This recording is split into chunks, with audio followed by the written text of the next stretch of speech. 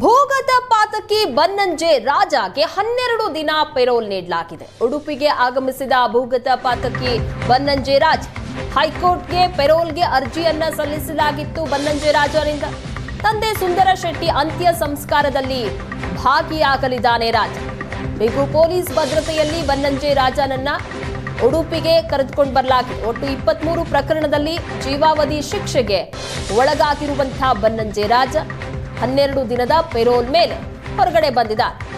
ತಂದೆ ಸುಂದರ ಶೆಟ್ಟಿ ಅವರ ಅಂತ್ಯ ಸಂಸ್ಕಾರದಲ್ಲಿ ಭಾಗಿಯಾಗೋದಕ್ಕಾಗಿ ಪೆರೋಲ್ ಮೇಲೆ ಹೊರಬರಲಾಗಿದೆ. ಬಿಗಿ ಪೊಲೀಸ್ ಭದ್ರತೆಯಲ್ಲಿ ಬನ್ನಂಜೆ ರಾಜನನ್ನ ಉಡುಪಿಗೆ ಕರೆದುಕೊಂಡು ಹೋಗಲಾಗ್ತಾ ಇದೆ. ಹೈಕೋರ್ಟ್ಗೆ ಪೆರೋಲ್ ಅರ್ಜಿಯನ್ನ ಸಲ್ಲಿಕೆ ಮಾಡಲಾಗಿತ್ತು. ಹೈಕೋರ್ಟ್ ಪೆರೋಲ್ ಅರ್ಜಿಯನ್ನ ಪುರಸ್ಕರಿಸಿದ್ದು 12 ದಿನ ಅವಕಾಶವನ್ನ ಮಾಡಿಕೊಟ್ಟಿದೆ.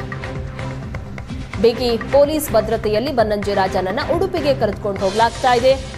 ಬನ್ನಂಜೆ ರಾಜನ ತಂದೆ ಸುಂದರ ಶೆಟ್ಟಿಯ ಅಂತ್ಯ ಸಂಸ್ಕಾರ ಇವತ್ತು ನಡೆಯಲಿದೆ. ಅದರಲ್ಲಿ ಭಾಗಿಯಾಗಲಿದ್ದಾನೆ ರಾಜ್. ಒಟ್ಟು 23 ಪ್ರಕರಣದಲ್ಲಿ ಜೀವಾವಧಿ ಶಿಕ್ಷೆಗೆ ಒಳಗಾಗಿರುವಂತಹ ಬನ್ನಂಜೆ ರಾಜನನ್ನ ಇವತ್ತು ಬಿಗಿ ಪೊಲೀಸ್ ಭದ್ರತೆಯಲ್ಲಿ ಉಡುಪಿಗೆ ಕರೆದುಕೊಂಡು ಹೋಗಲಾಗ್ತಾ ಇದೆ ಪೆರೋಲ್ ಹಿನ್ನೆಲೆಯಲ್ಲಿ.